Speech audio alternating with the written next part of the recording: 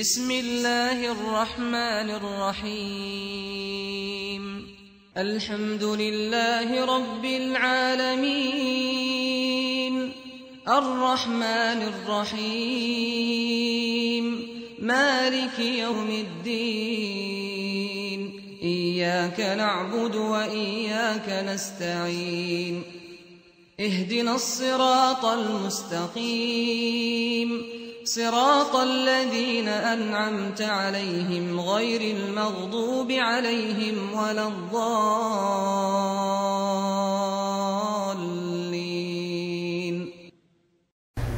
إن الحمد لله نحمده ونستعينه ونستغفره ونعوذ بالله من شرور أنفسنا ومن سيئات أعمالنا من يهده الله فلا مضل له ومن يضلل فلا هادي له وأشهد أن لا إله إلا الله وحده لا شريك له وأشهد أن محمدا عبده ورسوله يا أيها الذين آمنوا اتقوا الله حق تقاته ولا تموتن إلا وأنتم مسلمون يا أيها الناس اتقوا ربكم الذي خلقكم من نفس واحدة وخلق منها زوجها وبث منهما رجالا كثيرا ونساء واتقوا الله الذي تساءلون به والأرحام إن الله كان عليكم رقيبا يا أيها الذين آمنوا اتقوا الله وقولوا قولا سديدا يصلح لكم أعمالكم ويغفر لكم ذنوبكم ومن يطع الله ورسوله فقد فاز فوزا عظيما. وقال نبينا صلى الله عليه وسلم إن أصدق الحديث كتاب الله وخير الهدي هدي محمد وشر الأمور محدثاتها وكل محدثة بدعة وكل بدعة ضلالة وكل ضلالة في النار. பேரன்பிற்கும் பெருமதிப்பிற்கும் உரிய இல்லாமல்ல ஏக இறைவனின் நல்லடியார்களே, புனிதங்கள் பூத்து குலுங்கும் இந்த ரமதான் மாதத்தில் இறைவனுக்காக பல வணக்க வழிபாடுகளை நாம் செய்து வருகிறோம். நம்முடைய முயற்சிகளுக்கு இறைவன் முழுமையாக கூலி வழங்க வேண்டும் என்று பிரார்த்தனை செய்தவனாக என்னுடைய இந்த உரையை நான் ஆரம்பம் செய்கிறேன். அன்பான சகோதரர்களே,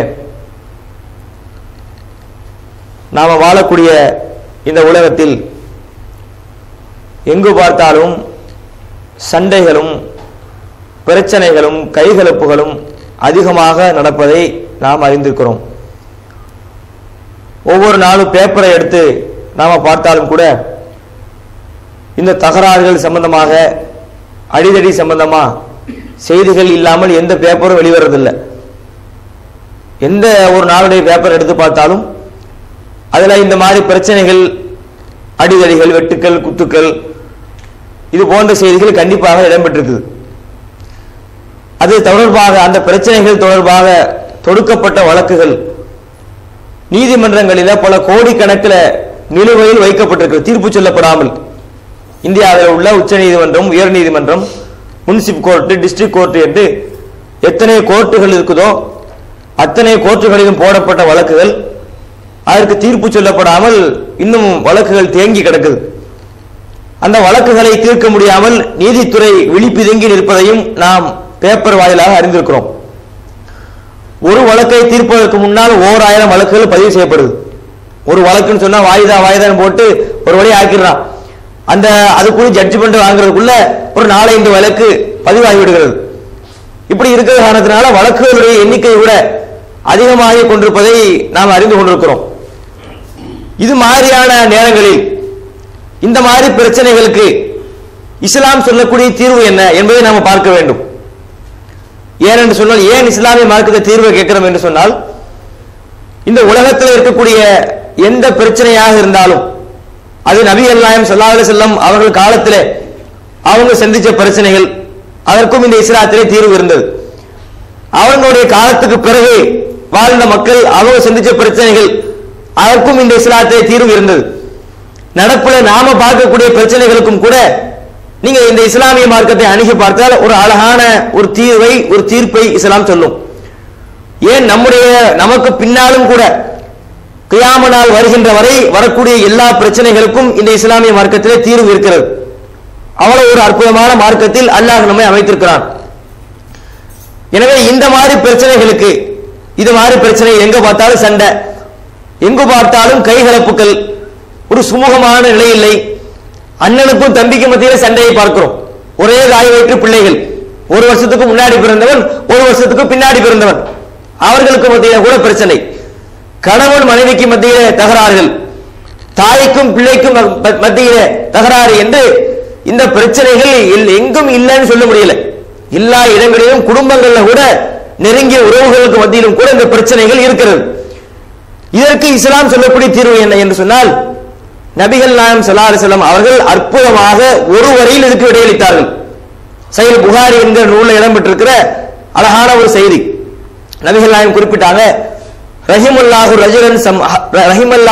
ரஜுலன் சம்ஹா வ இதா பாஅ வ இதஷ்தரா வ இதக்தலா. உங்கள ஒருவர் ஒரு பொருளை விற்கும் பொழுதும் ஒரு பொருளை வாங்கும் பொழுதும் அல்லது வழக்காடுகிற நேரத்திலும் அவர் எப்படி இருக்கட்டும், பெருந்தன்மையை கடைபிடிக்கட்டும். யார் பெருந்தன்மையாக நடக்கிறாரோ அல்லாஹ் அவருக்கு அருள் செய்கிறான். பெருந்தன்மையாக நாம் நடந்து கொண்டோம் என்றால், விட்டு கொடுக்க வேண்டும் என்கிற அந்த நல்ல மனப்பாங்கோடு நம்முடைய வாழ்க்கையை நாம் கழித்தால் அதற்கு பரிசு என்ன? மறுமையில் அல்லாஹ்வுடைய அருள் கிடைக்கும். அல்லாஹ்வுடைய அருள் என்றால் சொர்க்கம் கிடைக்கும். இந்த உலகத்துல நாம பிரச்சனை செய்யாமல் நம்ம கேட்பது சில நியாயம் கூட இருக்கும். நம்ம கேட்க முடியும், நம்ம கேட்கும் அளவுக்கு நம்ம இடத்துல நியாயங்கள் இருக்கும். அதையும் கூட பார்க்க தேவையில்லை. சில நேரங்கள்ல நியாயங்களே இருந்த பொழுதும் சரி, ஒரு வந்து விட்டார், வேறு வழி இல்லாமல் வார்த்தையை பேசிவிட்டார், நம்மளோட பொருளை கொடுத்து விட்டால் திருப்பி வாங்க முடியவில்லை. இது மாதிரி நேரங்களில் நாம பெருந்தன்மையாக நடந்து கொண்டால், நாம விட்டு கொடுக்க வேண்டும் என்கிற அந்த அழகான பண்போடு நம்முடைய வாழ்க்கையை நாம் நடத்தி கொண்டால் அல்லாஹ்வின் அருள் கிடைக்கும் என்பதை இந்த ஹதீஸ் உணர்த்துகிறது. இந்த ஒரு வரியை மட்டும் நம்ம கவனித்திருந்தால், ரசூலுல்லாஹ்வினுடைய நபிகள் நாயகம் அவர்களுடைய வார்த்தை என்பது அது ஒரு பயங்கரமான வார்த்தையாக இருக்கும். அவங்களுடைய ஒரு வார்த்தையை நம்ம ஆய்வு செய்தால் அதுல 1008 பிரச்சனைகளுக்கு தீர்வு இருக்கும். ஒரு வார்த்தை ரசூலுல்லாஹ் சொல்லுவாங்க. ரசூலுல்லாஹ்வுக்கு ஜாமிஉல் கலீம் என்ற ஒரு பெயர் உண்டு. எப்படின்னு சொன்னா, பல விஷயங்களை சேர்த்து ஒரு வரியில ரத்தின சுருக்கமாக ஒரு வார்த்தையில சொல்லிட்டு போயிடுவாங்க. இந்த வார்த்தை அப்படி அமைந்திருக்கு. உதாரணத்துக்கு, இன்னமல் அமாலு பின்னியாத்துன்னு சொல்லுவோம். செயல்கள் அனைத்தும் எண்ணங்களை பொறுத்தது, ஒரே ஒரு வார்த்தை. இதை நீங்க எடுத்து பார்த்தா எல்லாத்தையும் கொண்டு போகலாம். ஒரு ஆட்சியாளருக்கு கொண்டு போய் பொருத்தலாம், ஒரு சாதாரண குடிமகனோட செயல்பாடுகளை கொண்டு போய் அதை பொருத்தலாம். ஒருவன் தொழுகைக்கு போகிறான், தொழுகைக்கு போகக்கூடிய உனக்கு எண்ணம் செல்லாது, தொழுகை செல்லாது, செயல்கள் அனைத்தும் எண்ணங்களை பொறுத்துன்னு சொல்லி பொருத்தலாம். இப்படி நபிகள் நாயகம் அவர்கள் ஒரு வார்த்தையை சொன்னால் அதில் 1000 அர்த்தங்களை அடக்கி சொல்வார்கள். அதே வரிசையில் இந்த ரஹிமல்லாஹு ரஜுலன் சம்ஹா, யாரு பெருந்தன்மையோடு நடக்கிறானோ அவனுக்கு அல்லாஹ்வின் அருள் கிடைக்கும் என்பது வார்த்தையிலே ஒன்று. இந்த ஃபார்முலாவை யூஸ் பண்ணி நீங்க நிறைய உண்டாக்குனீங்கன்னு சொன்னா நிறைய எடுக்க முடியும். நிறைய பிரச்சனைகளுக்கு அதை தீர்வை இஸ்லாம் வைத்திருக்கிறது. இந்த வார்த்தையை நாம் பேணி இருக்கிறோமா? நாமே இந்த மார்க்கத்தை தெரிந்த பொழுதும் அழகான இந்த இஸ்லாத்தை வாழ்க்கை அறியாக நாம் பெற்றெடுத்த போதும் கூட நம்முடைய வாழ்க்கையில் நபிகள் நாயகம் சொன்ன இந்த பெருந்தன்மையை நாம் எத்தனை நாட்கள் கடைபிடிக்கிறோம்? எவ்வளவு பேர் இந்த பெருந்தன்மையை கடைபிடிக்கிறாங்கன்னு சொன்னா நம்மகிட்ட இல்லை. இந்த பெருந்தன்மை இல்லாத காரணம் தான் நமக்கு மத்தியில் இவ்வளவு சண்டைகள். ரசூலுல்லாஹ்வுடைய வாழ்க்கையில் பாருங்கள், ரசூலுல்லாஹ்வுடைய வாழ்க்கையில் அவர்கள் எந்த அளவுக்கு பெருமையாக நடந்தார்கள் என்பதற்கு நம்ம சான்றுகளை ஆயிரக்கணக்கில் சொல்லிக்கொண்டே போக முடியும். ரசூலுல்லாஹ்வுடைய வாழ்க்கை முழுவதும் பெருந்தன்மை நிறைந்ததாகத்தான் அமைந்திருந்தது. ஒரு சம்பவத்தை பார்க்கிறோம். ஒரு மனிதர் காம ஆராபியின் பாலத்தில் மஸ்ஜித், ஒரு ஆள் பள்ளிவாசலில் வந்து ஒண்ணுக்கு போயிடுறார். பள்ளிவாசல் ஒரு கிராமத்தால், ஆராபி என்று சொன்னால் கிராமப்புறத்து அளவில் பேர் தப்பா காட்டறிவின் அர்த்தம் செய்வாங்க. பொதுவாக மற்ற படைப்பு மற்றவங்களுடைய ஆட்சிகளை வாசிக்கும் பொழுது அந்த ஆராபி என்ற வார்த்தைக்கு காட்டு அரபின்னு ஒருத்தன் கிடையாது. ஆராபி என்று சொன்னால் நகர்ப்புறத்தில் இல்லாமல் கிராமப்புறத்தில் வாழக்கூடியவங்க, அதாவது டவுன்ல இல்லாமல் வில்லேஜில் வாழக்கூடியவங்க, அவங்களுக்கு தான் அந்த ஆராபி என்று பெயர். அந்த மாதிரி ஒரு கிராமப்புறத்து ஆள் பள்ளிவாசலில் வந்து சிறுநீர் கழித்து விடுகிறார். பள்ளிவாசல் என்பது எவ்வளவு முக்கியமான இடம். நாம் எப்படி வைத்திருப்போம்? நம்முடைய வீடுகளை சுத்தமாக வைத்திருப்பதை விட நம்முடைய கடைகள், தொழில் நிறுவனங்கள் அந்த இடங்களை சுத்தமாக வைத்திருப்பதை விட பள்ளிவாசலுக்கு ஒரு முக்கியத்துவத்தை கொடுப்போம். பள்ளிவாசல் என்றால் அதை அவ்வளவு பழிச்சிடும் விதமாக, நல்லா பார்க்கிறதுக்கே நல்ல விதமாக சுத்தமாக வைத்திருப்போம். அங்கே வந்து ஒரு ஆள் ஒழுக்கிறார். ஒண்ணுக்கு இருந்தாரு சொன்னா சஹாபாக்கள் டென்ஷன் ஆயிட்டாங்க. நமக்கே ஆகும் இல்லையா? நம்மே போகும்போது நம்ம பள்ளிவாசல்ல ஒரு ஆள் ஒழுக்கு போயிட்டாரு, இந்த செய்தி தெரிஞ்சாலும் கூட அன்னைக்கு சஹாபாக்கள் இந்த செய்தி தெரியாத போது கோபப்பட்டு நம்ம என்ன செய்வோம்? இந்த செய்தியை தெரிந்திருந்தாலும் ஒரு ஆள் போய் அடிக்கிறதுக்கு போவோம். ஒரு பள்ளிவாசல்ல போய் ஒருத்தர் ஒண்ணுக்கு இருக்கிறார், சஹாபாக்களுக்கு எல்லாம் கோபம். காமன் நாசு இலகி, மக்கள் அவரை தாக்குவதற்காக இப்படி பாயிறாங்க. கொஞ்சம் விட்டு இருந்தா அந்த கதை முடிச்சிருப்பாங்க. சஹாபாக்களுக்கு வந்து கோபத்திற்கு அவங்க அடிக்க விட்டு இருந்தால் அவர் என்ன ஆயிருப்போது தெரியாது. அவ்வளவு கோபத்துல அவங்க கொப்பளிக்கிறது. அந்த நேரத்தில் நபி ஸல்லல்லாஹு அலைஹி வஸல்லம் அவர்கள் தஅவுஹு, அவரை விட்டு விடுங்கள், ஹரிகு அலா பௌலிஹி சஜலம் மிம்மா அவு துரூபம் மிம்மா, அவருடைய சிறுநீரின் மீது ஒரு வாளி தண்ணியை கொண்டு ஊத்துக்கப்போ அது போயிடும் என்று சொல்லி தன்னுடைய சஹாபாக்களுக்கு அதை ஒரு போதனையாக சொன்னாங்க. எவ்வளவு பெருந்தன்மை என்று பாருங்கள். இன்று நம்மள யாராவது இப்படி செய்வார்களா? பள்ளிவாசல்ல வந்து ஒருத்தர் ஒண்ணுக்கு இருந்தார் அப்படின்னு சொன்னா பக்கத்துல கபிரிஸ்தான் வந்து ரொம்ப வசதி, ஆளை அடிச்சு காலி பண்ணி தொழுகை நடத்தி அங்கேயே அடக்கப்பட்டு போயிடறான். இல்ல வைங்க, அவனை அடிக்கிற அடியில ஒண்ணுக்கு இருந்ததை மதமும் சேர்த்து கழிச்சிருவான். அவனை போட்டு தாக்கல பள்ளிவாசல்ல வந்து அறிவுறுக்கிறான்னு சொல்லி அவனை போட்டு அடிக்க போய் எல்லாம் சேர்ந்து முத்தி கடைசியில யூரின் போனதோட சேர்த்து மோசம் போயிடும். ரெண்டையும் உட்கார்ந்து அடிக்கிட்டு இருக்கணும். அப்ப ரசூலுல்லாஹ் என்ன செய்றாங்க? அதெல்லாம் கவனித்து விட்டு விடுங்கள். இன்னொன்னு சொன்னா அவரை விடுறாங்க. உள்ளுக்கு இருந்து கொண்டிருக்கிறவர் வந்து அதோட நிப்பாடு ஒரு சாப்பிடணும் கூட சொல்லல, போகட்டும். அதுல ஒரு ஹிக்மத் இருக்கு. ஒரு ஆள் ஒண்ணுக்கு இருக்கிறாரு வைங்களேன், ஒரு இடத்துல இருந்து கொண்டிருப்பார், அவரை போய் அடிக்க திரும்ப போல 4 பக்கம் சுத்திடுவார்.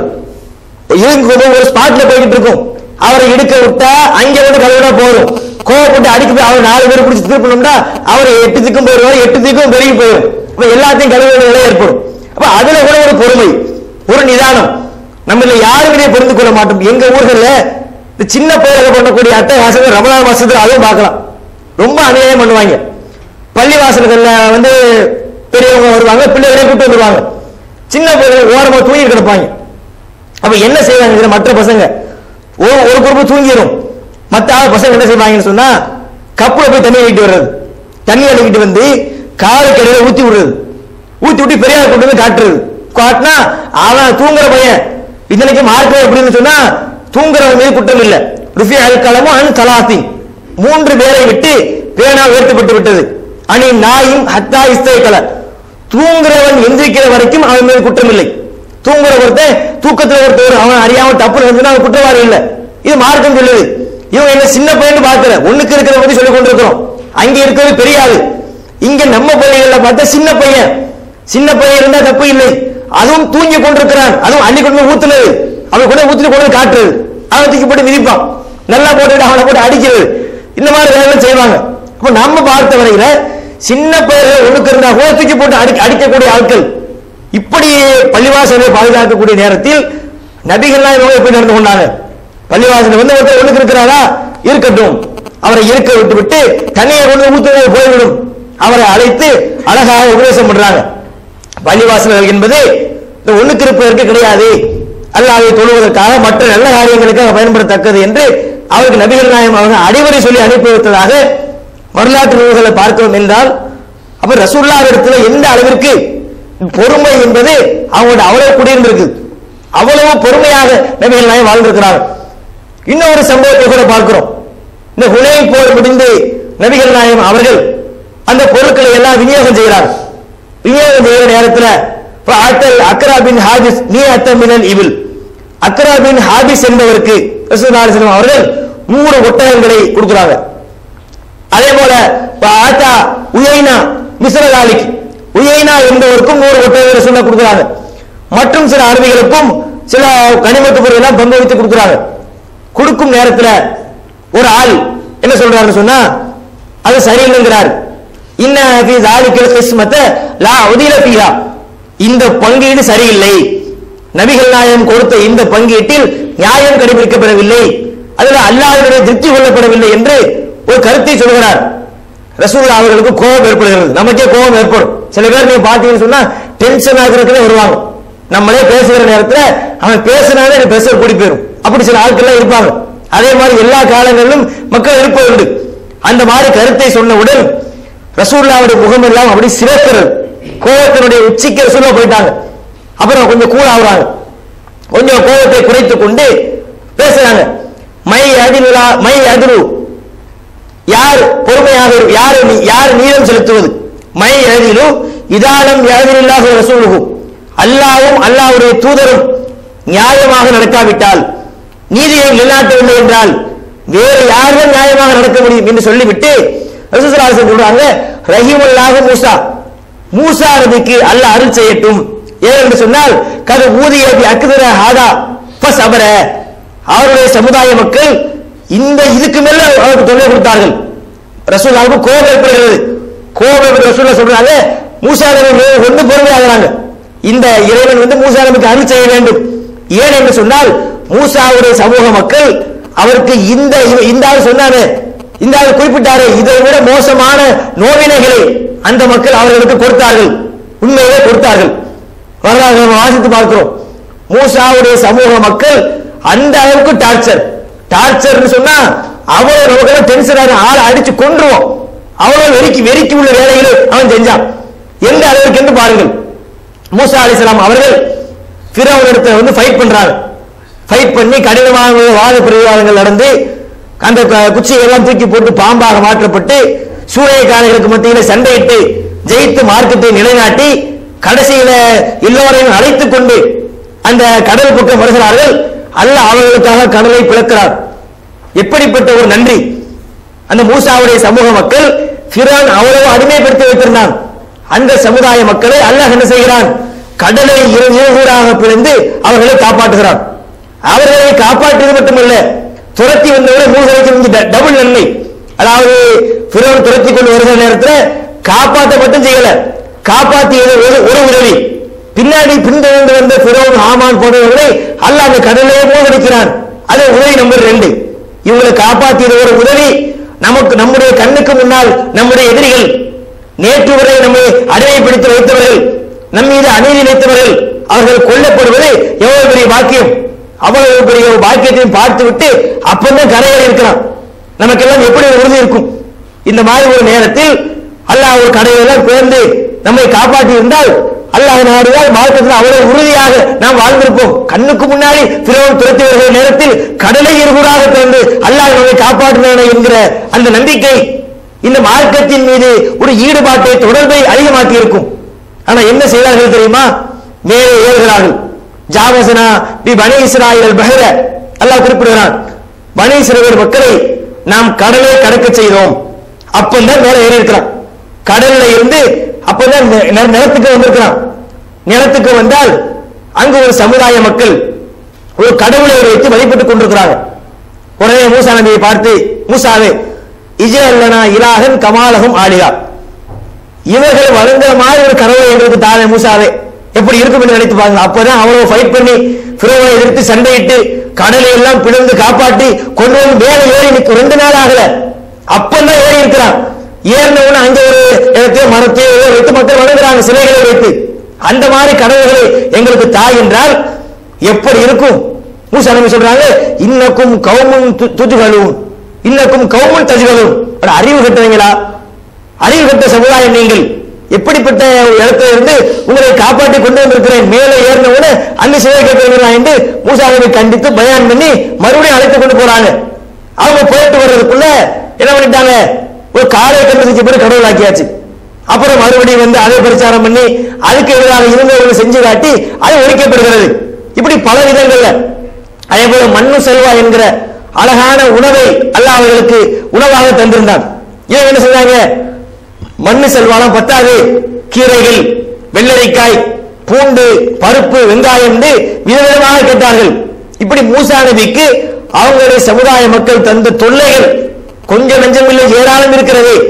அந்த தொல்லைகளை எல்லாம் மூசா நபி சகித்துக் கொண்டார் என்று மூசா நபியை எண்ணி பார்த்து ரசூலுல்லாஹி ஸல்லல்லாஹு அலைஹி வஸல்லம் அந்த இடத்துல கூறாவுறாங்க. அப்ப அவர்களிடத்துல எவ்வளவு பெருந்தன்மை! மூசா நபி அவர்களுடைய சமுதாயம் அவ்வளவு தொல்லைகளை தந்த நேரத்திலும் அவர்கள் என்ன செய்யவில்லை? நிதானம் தவறிவிடவில்லை, பெருந்தன்மையோடு தான் நடந்து கொண்டார்கள் என்கிற செய்திகளை பார்க்கிறோம். இன்னும் ஒரு செய்தியை கூட சஹீஹ் புகாரியில பார்க்கிறோம். ஒரு ஆள் இஸ்ரா ரஜுலுன் மின் ரஜுலின் அகாரம் லஹு, ஒருத்தர் இன்னொருத்தட்ட நிலத்தை வாங்குறார், காசு கொடுத்து நிலத்தை வாங்கி விட்டார். நிலத்தை கொடுத்தவரும் போய்விட்டார். நிலத்தை வாங்கினவர் அதை ஒரு பர்பஸுக்காண்டி தோண்டுகிறார். நிலத்தை தோண்டுகிற நேரத்தில் உள்ளக்குள்ள ஒரு பானை இருக்குது. பானைக்குள்ள தங்கங்களாக தங்க கட்டிகள் உள்ள இருக்குது. நிலத்தை தோண்டுகிறார். தோண்டிய நேரத்தில் கிடைத்த ஒரு பானை. அந்த பானைக்குள்ள இருப்பவை எல்லாம் தங்கங்கள். என்ன செய்வோம்? ஆக அழகான வாய்ப்பு, புதையல் கிடைத்து விட்டது என்று சொல்லி யாருக்கும் சொல்லாமல் அதை அப்படியே அமைக்க கொள்வது நம்முடைய நிலைமை. இரண்டாவது மார்க்கத்தில் எப்ப இல்லை, ஒரு ஆள் வாங்குறான், அது புதையல் கிடைக்கிறது 20% ஜக்காத்து. ஒரு ஆளுக்கு ஒரு புதையல் கிடைத்தால் இஸ்லாமிய சட்டம் என்னவென்றால் 20% ஜக்காத்து கொடுத்து நம்ம யூஸ் பண்ணிக்கலாம். ஆனா அவர் அதை பார்க்கவில்லை. நம்ம ஒருத்தர் வாங்குறோம், இது நேற்று வரைக்கும் நம்முடைய நிலம் இல்லை, வேற ஒருத்தருடைய நிலம். அப்ப அவருடைய நிலத்தில் இருந்து ஒரு பானை கிடைத்திருக்குன்னு சொல்லி போறாரு. ஹுது தஹபக, உன்னுடைய தங்கத்தை பிடி. இஸ்ரைத்து மின்கல் அருள, ஒன்றிலிருந்து நான் வாங்கினது நிலத்தை மட்டும்தான், தங்கத்தை இல்லை, எனவே உன்னுடைய தங்கத்தை பிடி. அவராவது கொண்டாயால் வாங்கிக்கல. அவரு சொல்றாரு இல்லை, பேத்து அருள வமாஃபிகா, பேத்துக்கள் அருள வமாஃபிகா, நான் உன்னிடத்தில் விட்டது நிலத்தையும் நிலத்திலே உள்ளதையும் சேர்த்துத்தான். நிலம் என்றால் கிரவுண்ட் மட்டும் இருக்கவில்லை. நிலம் என்றால் அதில் உள்ள கல்லுகள், அதில் உள்ள மண்ணு, அதில் உள்ள குப்பைகள், அதில் உள்ள மரங்கள், மரத்துண்டுகள், தங்கங்களையும் சேர்த்து நிலத்தை மட்டும் விற்கவில்லை, நிலத்திலும் நிலத்தில் உள்ளதையும் சேர்த்துத்தான் உன்னிடத்தை விட்டு இருக்கிறேன். இப்படி ஒரு வழக்கு. இது ஆட்ட போகிறது. இப்படி ஒரு வழக்கு உண்டா? இன்னைக்கு தரலான்னு வழக்கு இருக்குது. ஏழு இடத்து தரமாட்டீங்களான்னு கோர்ட்ல கேஸ், ஏன் இடத்த கொடுக்க மாட்டீங்களான்னு கேஸ். ஒரு ஆளு போய் கோர்ட்ல கேஸ், 2 வீடு இருக்குது, அதுல ஒரு வீடு என் தம்பிக்கு உள்ளது, என் தம்பி கொடுத்த வேணாங்கிறான், நீதிபதி தீர்ப்பு சொல்ல போய் கேட்பாங்களா? அப்படி வழக்கு இன்னைக்கு உலகத்தில் இதுவரைக்கும் யாரும் போட்டதில்லை. இதுதான் இந்த உலகத்தில் நிலை. அவங்க எப்படி இருக்கிறாங்க? போய் கொடுக்கிறார், அவர் வாங்க மறுக்கிறார், கடைசியில பிரச்சனை ஒரு நடுவருக்கு நாட்டம் போயிட்டு போகுது. அன்னைக்கு இந்த கோர்ட்ல இல்லையே, நம்ம ஊர்களில் கூட அந்த காலங்களில் நாட்டு அமை பஞ்சாயத்து தலைவர்லாம் இருப்பாங்க. அவங்களைத்தான் மக்கள் அழைத்து உட்கார வைத்து வெத்தலையை போட்டுக்கிட்டு உட்கார்ந்து இருப்பார். கடைசியில வழக்கு நடந்து கொண்டே இருக்கும். வழக்கு முடிகிற நேரத்தில் அவர் எப்படா துப்புவாரு பார்த்துக்கிட்டே இருப்பாங்க. அந்த நாட்டை அவர் துப்புறாரு சொன்னா தீர்ப்பு ஜட்ஜ் பண்ணி கிடைக்க போகுதுன்னு அர்த்தம். அவர் மெல்லுகிட்டு இருப்பாரு, வெத்தலை மட்டும் மெல்ல மாட்டார், வழக்கையும் சேர்த்து மெல்லுவார். வாதங்கள் பிரதிவாதங்கள், இவர் டிஃபென்ஸ் லாயர் அஃபென்ஸ் லாயர் எல்லாருடைய ஆர்குமெண்ட்டையும் சேர்த்து வெத்தலையோடு சேர்த்து மென்று கடைசியில துப்புறாரு மேல் அலர்ட்டாவாங்க, தீர்ப்பு சொல்ல போறாருன்னு அர்த்தம். அதை துப்பிட்டு தீர்ப்போட சொல்லுவாங்க. இது அன்னைக்குள்ள நாட்டாமை, அன்னைக்குள்ள கோர்ட். அதுதான். அப்ப அந்த மாதிரி ஒரு நாட்டாமைகிட்ட வழக்கு போகிறது. அந்த நாட்டாமையாவது 2 பேரும் சென்றவங்க எந்த கொண்டாங்க நாட்டாமை கொண்டாங்க வந்து போட்டு சொல்லுவான், உனக்கும் வேணாங்கிற, நீயே வேண்டாம்னு சொல்லுவாங்க. எந்த கூட ஏன் கவலைப்படுற, பிரச்சனை கொஞ்சம் பிரச்சனை எழுப்பல. அவர் சொல்கிறார், அதற்குமா வளரும், உங்களிடத்தில் பிள்ளைகள் இருக்கிறார்களா? அவன் ஒருத்தர் சொல்றாரு லீ குலாம், என்ற ஒரு பையன் இருக்கிறான். இன்னொருத்தர் சொல்றாரு லீ ஜாரியா, என்னிடத்தில் ஒரு பெண் இருக்கிறார்.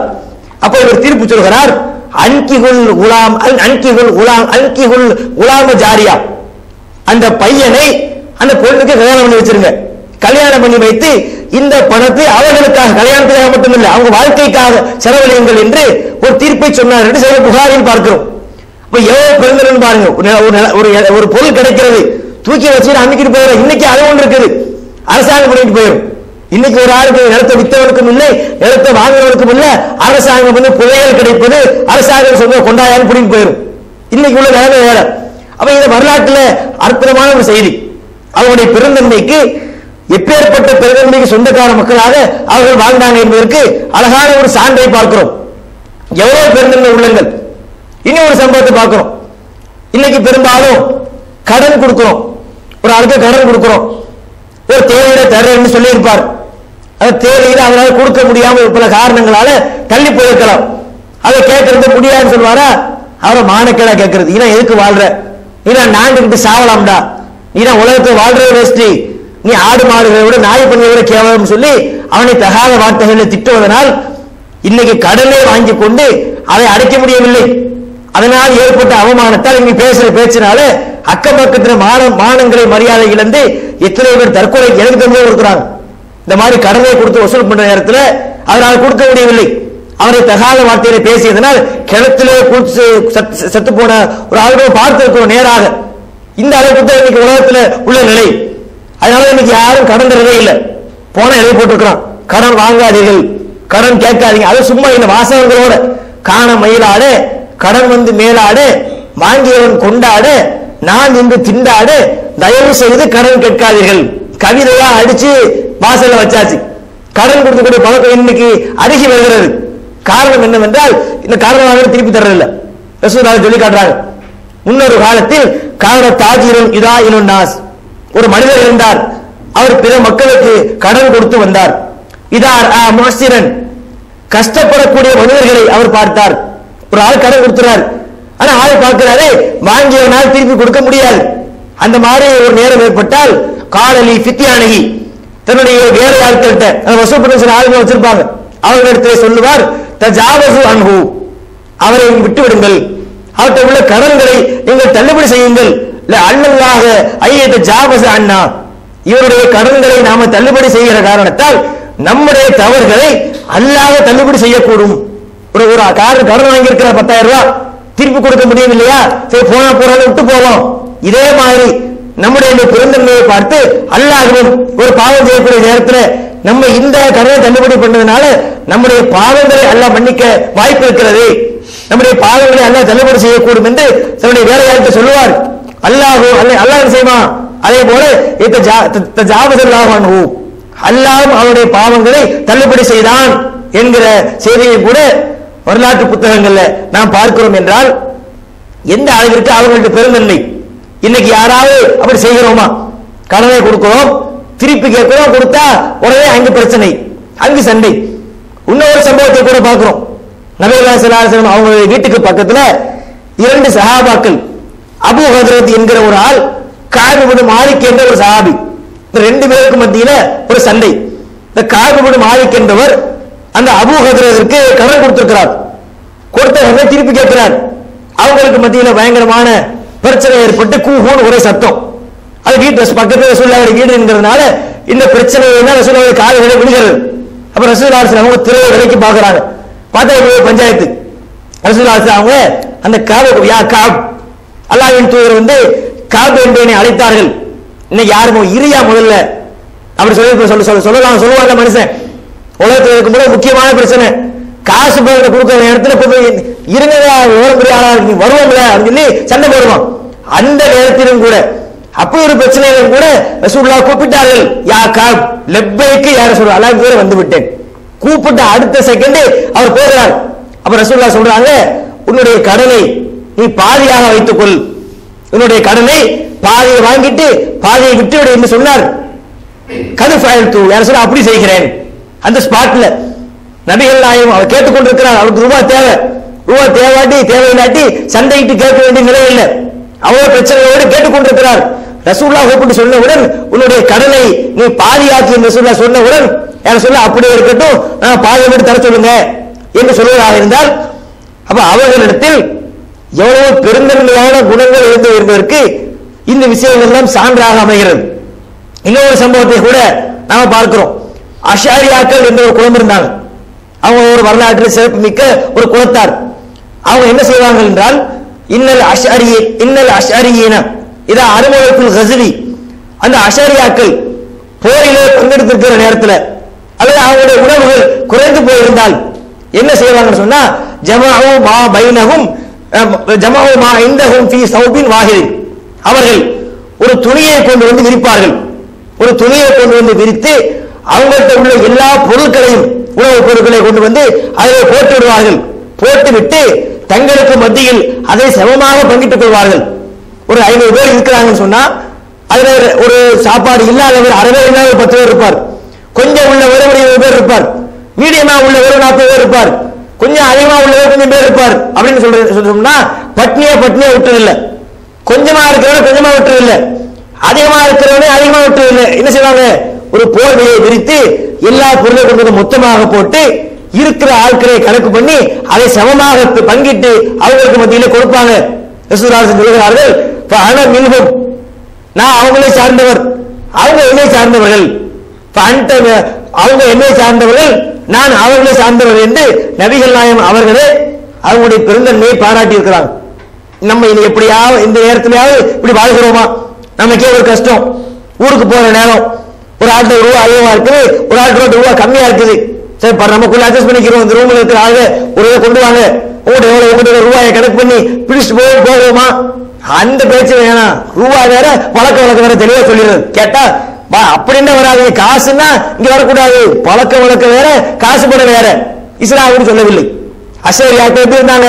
தங்களுக்கு இந்த அறகுறை சாப்பாட்டை கூட பங்கிட்டு போனா குறையும் செய்யலாம், கூடவும் செய்யலாம். பங்கிடுகிற நேரத்தில் அதே அவர்களுக்கு குறைஞ்சுதான் போகும். அதை அவர்கள் பார்க்கவில்லை. அடுத்த மக்களுக்கு கிடைக்கட்டும், இல்லாதவர்களுக்கு போகட்டும் என்று அந்த பெருந்தன்மை உள்ளங்கள் அவங்களிடத்துல குடிகொண்டிருப்பதை பார்க்கிறோம். இப்படி வரலாற்றில் இன்னும் எத்தனையோ சம்பவங்களை நம்மால் அடித்துக் கொண்டே போக முடியும். இன்னொரு சம்பவத்தை விட பார்க்கலாம். நபி ஸல்லல்லாஹு அலைஹி வஸல்லம் அவர்கள் மதீனாவுக்கு போகிற நேரத்தில் மதீனாவுக்கு போயிட்டாங்க. மதீனாவில் போனால் அங்கே ஒரு பள்ளிவாசலை கட்ட வேண்டும். பள்ளிவாசலை கட்டும் பொழுது ஒரு ஒட்டகம் போய் அந்த இடத்துல அமர்கிறது. அப்ப நபி இவன் அல்லாஹ் தேர்ந்தெடுத்திருக்கிறான், இந்த இடம் தான் ஒட்டகத்தை வாங்க வேண்டிய இடம் என்று முடிவு செய்து அந்த இடத்தை பேசுறாங்க.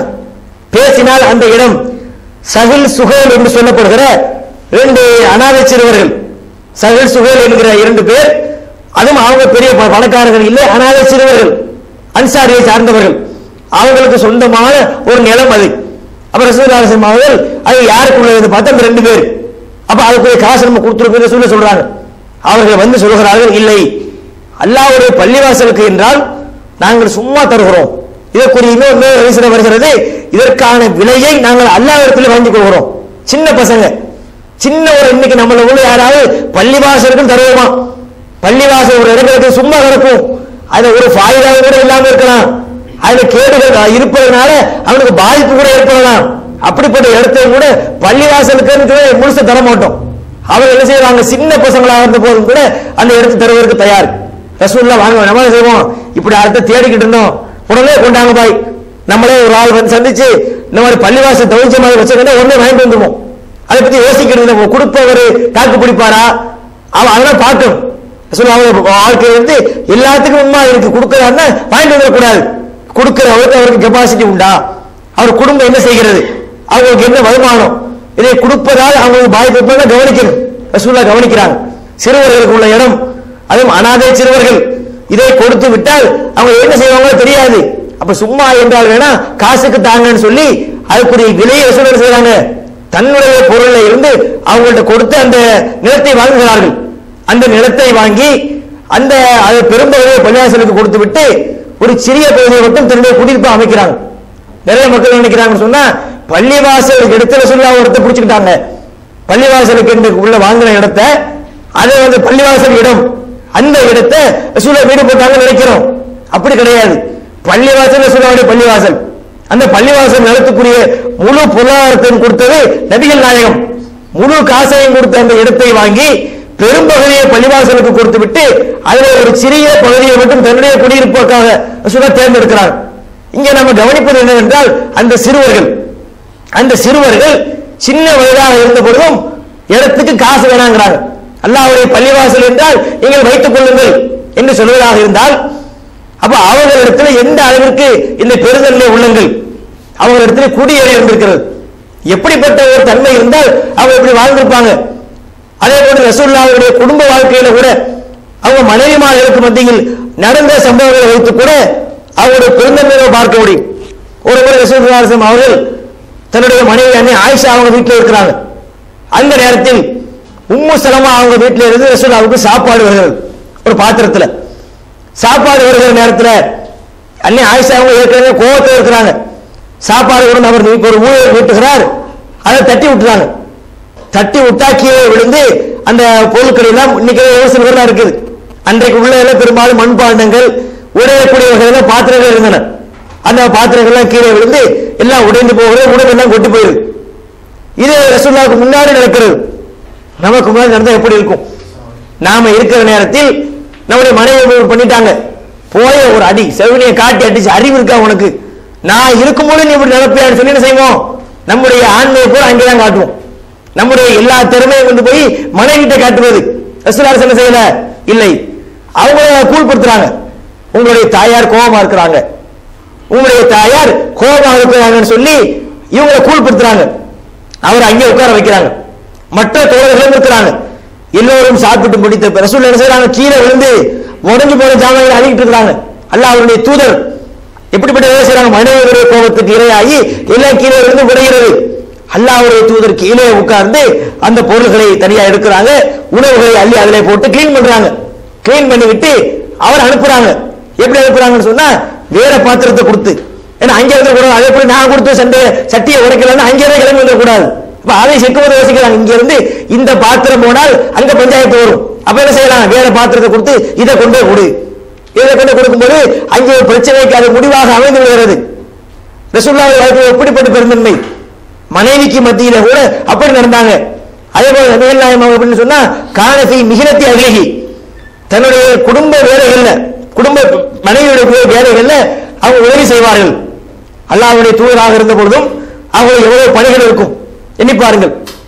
தூதர் என்றால் தூதர் மட்டுமல்ல, அந்த நாட்டுக்கு ராஜாவும் கூட. மக்களுக்கு ஜும்மா நடத்த வேண்டும், மக்களுக்கு பயான் செய்ய வேண்டும், மக்களுக்கு தொழுகை நடத்த வேண்டும், வரக்கூடிய வழக்குகளுக்கு தீர்ப்பு சொல்ல வேண்டும், நாட்டினுடைய நலனில் அக்கறை செலுத்த வேண்டும், அந்த நாட்டினுடைய பாதுகாப்பில் கவனம் செலுத்த வேண்டும் என்று ஏராளமான பணிகள் இருந்தாலும் மனைவிமார்களுடைய வேலைகளை போய் ரசூலுல்லாஹி செய்வாங்க, அவர்களுக்கு உதவி செய்வாங்க. ஏதாவது வேலை செஞ்சா அதை போய் செய்வது. நான் யாராவது நம்ம செய்கிறோமா? நம்முடைய வீடுகள்ல இன்னைக்கு பேச்சலர் ரூம் எல்லாம் பார்க்கலாம். பெண்கள் இருக்கிற வீடுகள் சுத்தமா சுகாதாரமா ஓரளவுக்கு வைத்திருப்பாங்க. இந்த பேச்சலர் ரூமுக்கு போய் பாருங்க, குப்பைகள் எல்லாம் அங்க கிடக்கும், அது ஜாமான்கள் அங்கங்க கிடக்கும். அதை எடுத்து ஒதுங்க வைக்கக்கூடிய பழக்கம் யார்ட்டையும் இல்லை. மனைவி விட்டு ஊருக்கு போயிட்டாச்சுன்னா அவ்வளவுதான், 10 நாள் இல்லையா 10 நாள் குப்பைகள் குடியிருப்பான்.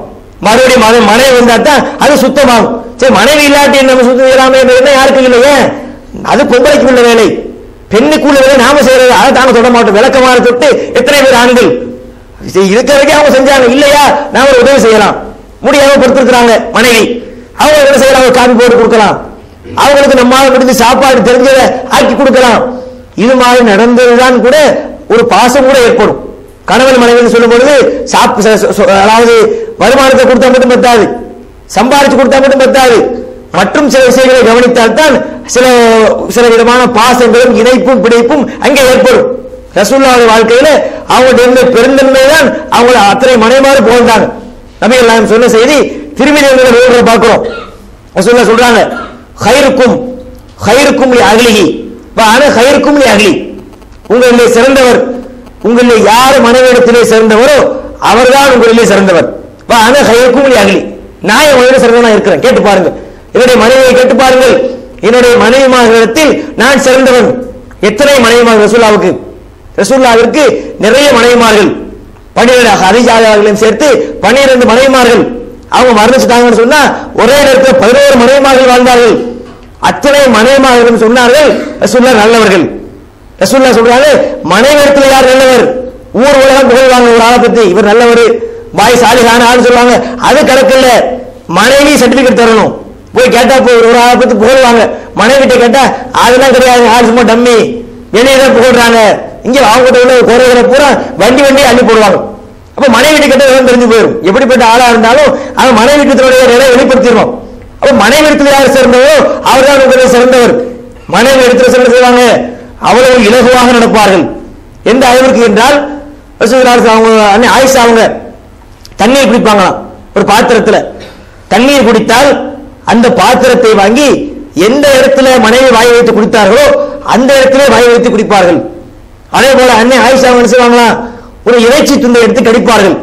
ரசூலுல்லாஹ் என்ன செய்வாங்க, அந்த இறைச்சி துண்டை வாங்கி அவங்க எங்கு கடித்தார்களோ அதே இடத்துல கடிப்பார்கள். இன்னைக்கு நடக்கிறது நம்ம தரவே இல்லையே. இன்னைக்கு உள்ள நிலை என்னவென்றால், முதல்ல கணவனுக்கு சாப்பாடு அள்ளி வச்சிடணும், அவன் சாப்பிட்டு எலும்பு அந்த எலும்பு தான் அவனுக்கு கிடைக்கும். அந்த எலும்பு நல்லெலும்பு உள்ள உள்ள சரக்கு பூரா உறிஞ்சிட்டு வெறும் கோழி தான் போட்டு போறது.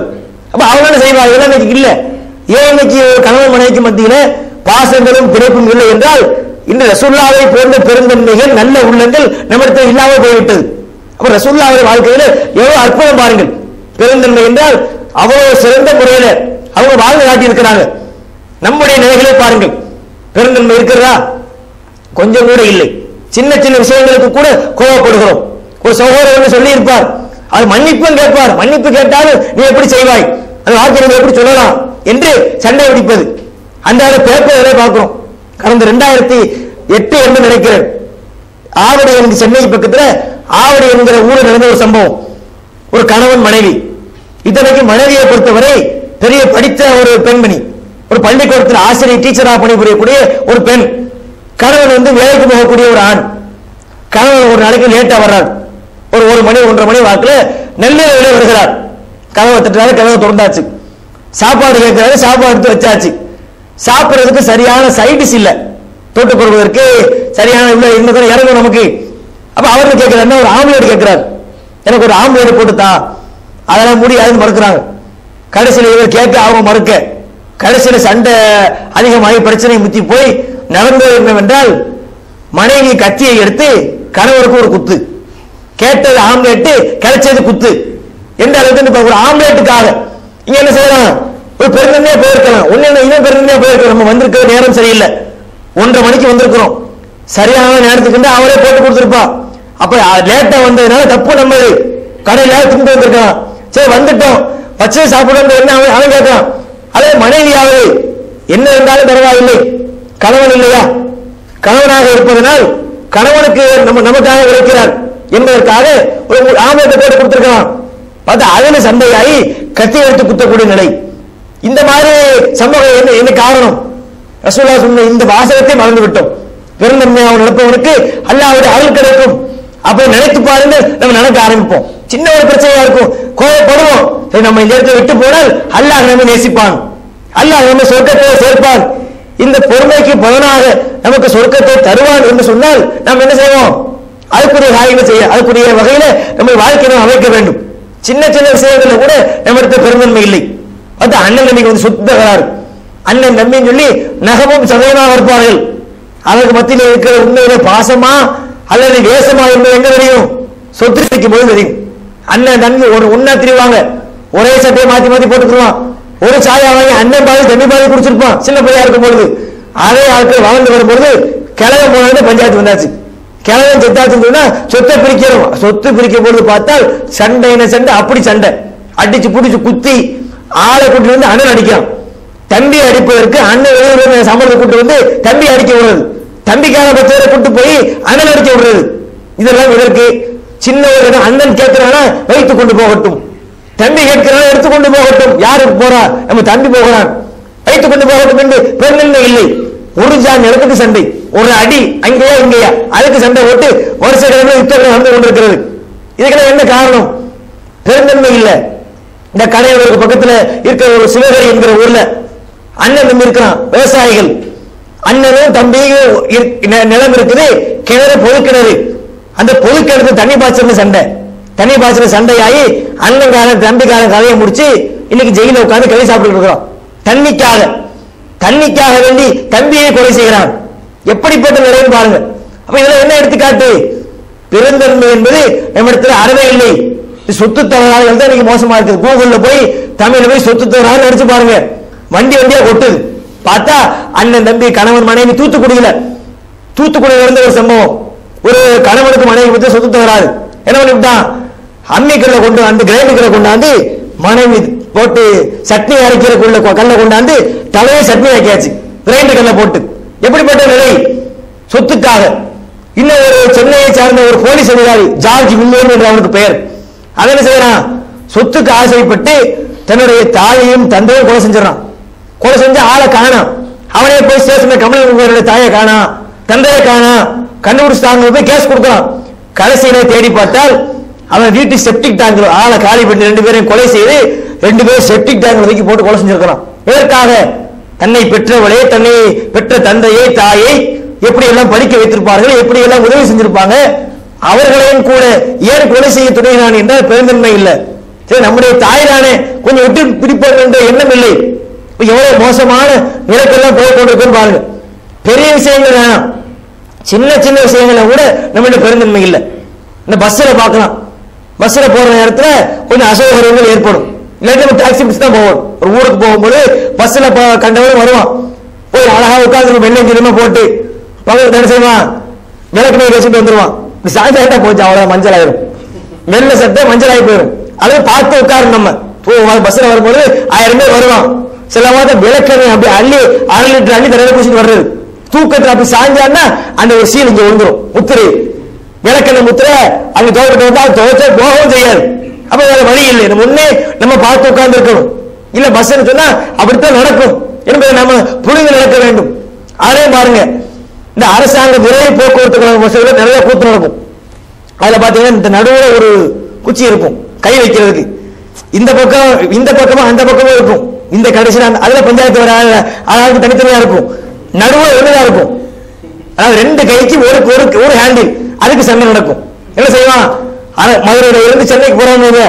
போற நேரத்தை அரசாங்க பஸ் போனா கொண்டு விடுவாங்க. அதனால எல்லாம் ஏசி பஸ்ஸா போட்டு போகாமல் உயர்த்து போயிருப்பான். உட்கார்ந்தா இந்த ஹேண்டிலுக்கு சண்டை போட்டுக்கிட்டே போய் தாமரம் வந்தாச்சு. போறது நிம்மதியா போறது பார்த்தா இன்னும் எவ்வளவு பெரிய தூக்கம் போச்சு. தூக்கம் அப்ப அங்கே போய் பேண்ட் இறங்குறது. இது எனக்கு இந்த சின்ன விஷயமே விட்டா என்ன, கை விட்டா கீழே விழுந்துற போகுது. அந்த கட்டையில கேட்டு என்ன ஆக போகுது? அதுக்கு சண்டை. பஸ்ல லேசா ஓட்டு மேல கால் பட்டும் தெரியாம பட்டுச்சுங்க. இப்ப தெரிஞ்சு வேற மிதிப்பியா? தெரியாம தெரியாம நாமளே கால் தூக்கும் பொழுது அடுத்த படத்தான் செய்யும். அவ தெரியாம தெரிஞ்சு வேற மிதிப்பியான்னு கேட்கிறான். அங்கே போய் சண்டை போடுறது. ஒரு நாள் போய் கொண்டிருப்பான், எச்சி துப்பி இருப்பான். அந்த எச்சியில ஒரு சொட்டில் நட்சத்திரம் ஒரு மேல போட்டிருக்கும். அறிவு இருக்காரு அவன்கிட்ட போய் சண்டைக்கு போறது. அவன் சண்டை போட்டு கட்டி உருண்டு சகலையில பிறண்டு கழுத மாதிரி ரெண்டு பேர் நிற்பான். கடைசியில பட்டது லேசா எச்சி துண்டு அது தொடச்சா போயிருக்கும். அதுக்கு சண்டை வர போய் உடலையே நாசமாக்கி நிற்கிற நிலை. இதெல்லாம் நிலை காட்டுது நம்ம இடத்துல பெருந்தன்மைகள் இல்லை. சின்ன சின்ன விஷயங்கள்ல கூட நம்ம கவனம் இல்லாமல் இருக்கோம். நாங்க படிக்கக்கூடிய நேரங்கள்ல எங்களுக்கு ஒரு பாடம் கூட இருந்தது. அந்த பாடத்து இங்கிலீஷ்ல லெசன், அதுக்கு பேர் என்னன்னு சொன்னா கன்சியூமர் அவேர்னஸ். அதாவது நுகர்வோர் விழிப்புணர்வு. என்ன விழிப்புணர்வு சொன்னா, ஒரு ஆளு பஸ்ல போறான், டிக்கெட் எடுக்கிறான். படிச்சவங்களுக்கு தெரிஞ்சிருக்கும். டிக்கெட் எடுக்கிற நேரத்தில் 5 பைசா பாக்கி தரல. பாக்கி தராது. 5 பைசா சில்லறை இல்ல. இவன் மாத்திக்கிட்டா அதுல போட்டிருக்க கண்டிஷன் சரியான சில்லறை கொடுத்து டிக்கெட் வாங்கணும்னு போட்டு இருக்குது. அப்ப நம்ம அதுக்கு மாற்றமா செய்யறோம். அப்ப சில்லறை இல்ல, தராம மறுத்துட்டான். உடனே அவன் பேர் எழுதி நம்பர் எழுதி நுகர்வோர் கன்சூமர் கோர்ட்டுக்கு போய் கேச போட்டு கடைசியில் 5000 அபராதம். அதை வாங்கி கொடுத்தவங்க அவன் பாராட்டுறான். ஸ்கூல்ல என்ன ஒரு நுகர்வோர் விழிப்புணர்வு மண்ணாங்கட்டி அல்லாவுக்கு பதில் சொல்லணும். இந்த சின்ன காரியத்துக்கு 5 பைசாவுக்காக வேண்டி அவன் என்ன செய்வான்? அவனுக்கு குடும்பம் இருக்காத, பிள்ளைகள் இருக்காத, இதற்காக வேண்டி கேச போட்டு அந்த பொருளை வசூலிப்பதை பெரிய நுகர்வோர் விழிப்புணர்வாக, பெரிய சட்டமாக, நம்மகிட்ட இருக்க வேண்டிய பண்பாக நமக்கு சொல்லி தந்தாங்க. அப்ப இதை நம்ம உள்ள அடிப்படையில பார்க்கும்போது நம்ம இடத்துல அந்த இது கிடையாது. மற்ற விஷயங்களை பின்பற்றுகிறோமே தவிர இந்த பெருந்தன்மை என்று சொல்லும் ஒரு ஆள் சொல்லுவார், இன்னைக்கு குடிக்கிற நேரமா கொஞ்சம் விடுங்க, அதை எப்படி 8:15 மணிக்கு நீ எப்படி பாத்ரூம்குள்ள போ, அது ஏன் டைம்ல சண்டை. சரி, ஒரு அவசரத்துக்கு போயிருப்பாரு, வழி இல்லை, கொஞ்சம் நம்ம பேரத்தான் நம்ம வேலைக்கு போய் இருக்கும், 1000 இருந்தாலும் சரி ஒரு நேரம் அவர் வந்து விட்டார், வழி இல்லை, என்ன செய்யறான்? அங்கே நாள் பேச தேவையில்லை. அந்த நேரத்தை பொருந்தாங்க கூட அல்லாஹ்விடத்தில் கூடி இருக்கிறது. இந்த வகையில நம்முடைய வாழ்க்கையில எல்லா நேரங்களிலும் இந்த பெருந்தன்மை முக்கியம். எல்லாத்துக்கும் முக்கியம். குடும்பம் நடத்தினா பெருந்தன்மை முக்கியம். இல்லாட்டி மனைவி வரமாட்டா. மனைவி நம்ம பாசத்தை கொடுக்கிறது அதெல்லாம் பார்ப்பாங்க, எல்லாத்தையும் கவனிப்பார்கள். நம்மகிட்ட உள்ள எல்லா கணவர் எப்படி நடக்கிறார், எப்படி ஒரு ஆளுக்கு மார்க் போடுவாங்க. மார்க்குல அந்த எண்ணி கூடுறதில்லை, உள்ளத்திலே போடக்கூடிய மார்க்குகள். அப்ப நல்ல மார்க்குகள் எப்படி வாங்க முடியும்? போகும்போது பெருந்தன்மையாக விடுவது. சில விஷயங்கள்ல ரசூலுல்லாஹ் சொன்னதை போன்று அந்த பெருந்தன்மையை நம்ம வளர்த்து கொண்டால் அதுதான் நமக்கு மத்தியில பாசத்தை கூட உண்டாக்கும்.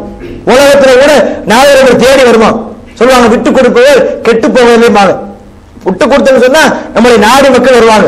இரண்டாவது, நம்ம வாழக்கூடிய நேரங்கள்ல எப்படி வாழ வேண்டும் சொன்னா நல்ல மனிதர்களாக வாழ்ந்திருக்கணும். நல்ல மனிதர்களாக வாழ்ந்து மரணித்திருக்க வேண்டும். ரசூலுல்லாஹ் கடைசியாக உள்ள செய்தி நபிகள் சொல்லி காட்டுறாங்க. ரசூலுல்லாஹ் அவங்க இருக்கும் பொழுது அன்ன ரசூலுல்லாஹ் ஸல்லல்லாஹு அலைஹி வஸல்லம் மர்ரபி ஜனாஸா, ரசூலுல்லாஹ் இருக்கிற நேரத்துல ஒரு ஜனாஸா ஆகி போகிறது. அப்ப ரசூலுல்லாஹ் சொல்றாங்க, அல் முஸ்தரிஹு வ முஸ்தராக மின்ஹு, இந்த போகக்கூடிய இந்த ஜனாஸா உன்ன முஸ்தரி அல்லது முஸ்தராக மின்ஹு. அப்ப சஹாபாக்கள் யார் சொல்லலாம், மல் முஸ்தரி வல் முஸ்தராக மின்ஹு, முஸ்தரி என்றால் யார், முஸ்தராக மின்ஹு என்றால் யார் என்று கேட்கும் பொழுது அப்ப ரசூலுல்லாஹ் சொல்றாங்க, அல் முஸ்தரிஹு, முஸ்தரி என்று சொன்னா அவர் எஸ்தரிஹு மின் நஸபி துன்யா வ அதாக இலா ரஹ்மத்தில்லா. முஸ்தரிஹ் என்று சொன்னால் ஓய்வு பெற்றவர். எங்கிருந்து ஓய்வு பெற்றவர்? இந்த உலகத்தினுடைய துன்பங்கள், உலகத்தில் உள்ள கஷ்டங்கள், அதை விட்டு ஓய்வு பெற்று அவர் அல்லாஹ்வுடைய அருளை நோக்கி சென்று விட்டார். இதுக்கு மேல அவருக்கு கஷ்டம் கிடையாது. என்ன பொருள்? அப்ப முஸ்தரிஹ் என்று சொன்னால் ஓய்வு பெற்றவர். முஸ்தராக மின்ஹு, முஸ்தராக மின்ஹு என்றால் யாருன்னு சொன்னா அவர்கிட்ட இருந்து, செத்து போன மனுஷன்கிட்ட இருந்து மரங்கள், அதே போல ஊர்கள், மற்ற மனிதர்கள், மற்ற உயிரினங்கள் அவற்றிலிருந்து நிம்மதி பெறுவாங்க.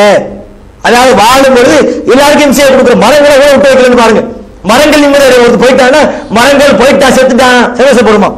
ஒரு ஆள் மௌத்தா போறான்னு சொன்னா என்ன செய்யணும்? அவருக்காக நம்ம எப்படி வாழ வேண்டும் என்று சொன்னால், நம்ம வாழ்ந்து மரணித்தோம் என்றால் நமக்காக பிற மக்கள் துவா செய்யணும். ஒருத்தர் வாழ்ந்தால் மரணித்தார், அல்லாஹ் அவருக்கு சொர்க்கத்தை கொடுக்கட்டும், அல்லாஹ் அவருடைய பாவங்களை மன்னிக்கட்டும் என்று கேட்கிற நிலைக்கு நம்ம வாழ்ந்து மரணிக்கணும். ஒருத்தர் மௌத்தா போறோம்னா அல்ஹம்துலில்லாஹ் சிலர் மௌத்தா போற செய்ய கேட்டா இன்னாலுமே சொல்லணும். வாழும்போது அவரும் செய்தான் வேலை. இந்த ஒருத்தர் போனாங்க இங்க இருந்து துபாய்க்கு போயிட்டானா ஊர் நிம்மதியா இருக்கும். அப்ப போயிட்டு வாங்க இங்க இருக்காங்க போன்னு சொல்லக்கூடிய எத்தனையோ ஆட்கள் இருக்கிறான். இப்ப அந்த மாதிரி வாழலாமா? அதெல்லாம் என்ன காரணம்? பெருந்தன்மை இல்ல. சின்ன வேலைகளுக்கு சண்டை போட்டவங்க இருப்பான்.